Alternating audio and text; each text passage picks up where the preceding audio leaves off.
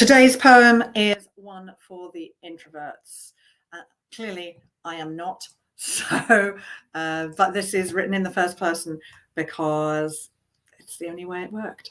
So let me don the glasses. I'm not shy, I'm an introvert. And no, they are not the same thing. In a group, when I sit back, I am not detached, I'm listening. I do have thoughts, opinions, ideas to share. I would actually like to speak, but I'm waiting for a space in the chatter because I care.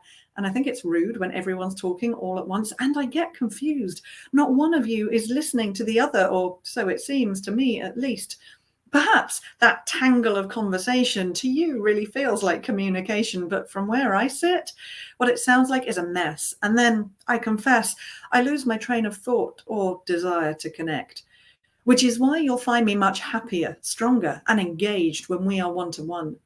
That is when my inspiration comes to the fore. But in a world of teams and groups and all that means, it's easy for me to get lost. If the boss or manager doesn't seem to bother to actively create a space for all, where the louder voices and pushier people just barge ahead, often I find without much thought for those who are quiet, and we get left behind. This comes at a cost. You lose my input and willing. My chance of promotion feels like it's dwindling, frustrations grow, and as much as I know I'm really good at what I do, the fight to be seen and heard just doesn't feel worth it. And so I stay quiet, because in my book, it's up to you to know your people and shut down the ones who don't give others a chance. We're not all up for this extroverts dance. It takes so much energy to simply show up, to be a presence. And every team meeting where nothing gets said just empties my energy cup. There's only so much I can take. It seems it's all about those who make the most noise, not the ones who could get things done if you asked, but you don't. And yes, I know I could speak up more too, and I used to try and sometimes still do, but my enthusiasm has been wrung dry by experience of people mistaking quiet for shy, reflective, considered, and cautious for disengaged, too slow to have a vote or a say in the game. So forgive me if I arrive expecting you to ignore my opinions, ideas, thoughts, but I've been wiped out by those who came before, feeling that if I garner the energy for the effort required to raise my voice over the noise and share my views, as soon as I do, someone else will pipe up, finish what they thought I was going to say as they cut across my words and leave me deflated yet again, without the prerequisite energy to say I hadn't finished. And no, that's not where this idea was going. So what has this got to do with you? Perhaps nothing.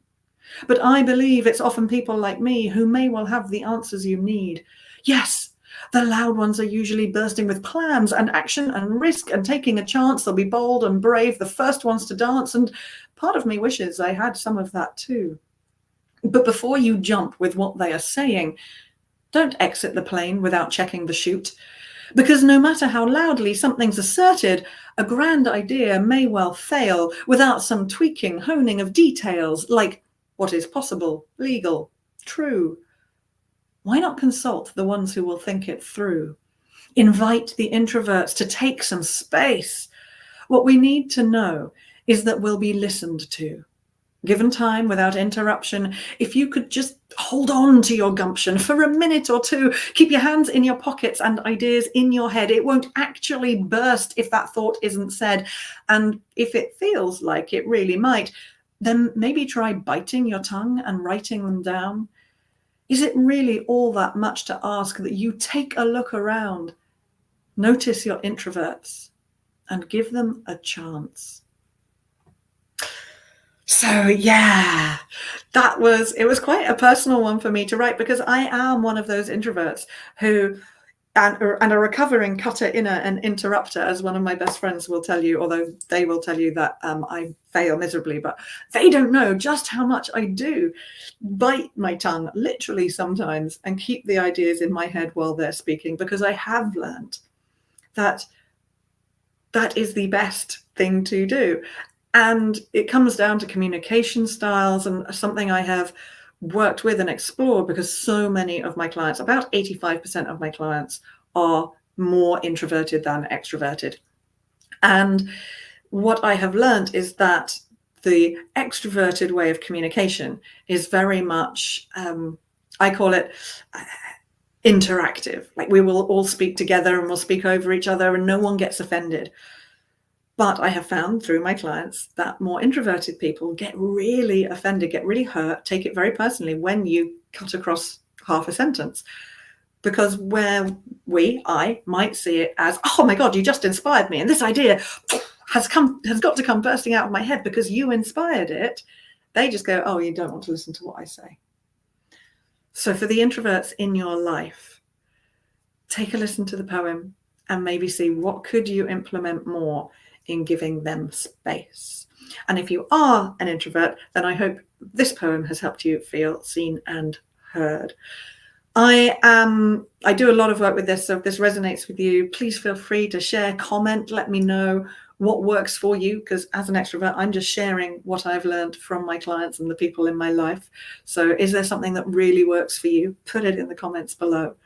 And if you would like to have more skills, to be able to interrupt the interrupters, to be able to speak up more in those situations so you can feel seen and heard, to share those things that you know you're really good at what you do, then feel free to either get in touch or click the link, which will be in my link tree or in the comments below, about my free online masterclass that I'm running on Wednesday, the 3rd of July from 7 to 8:30 p.m. UK time, which is focusing on speaking about yourself positively with confidence.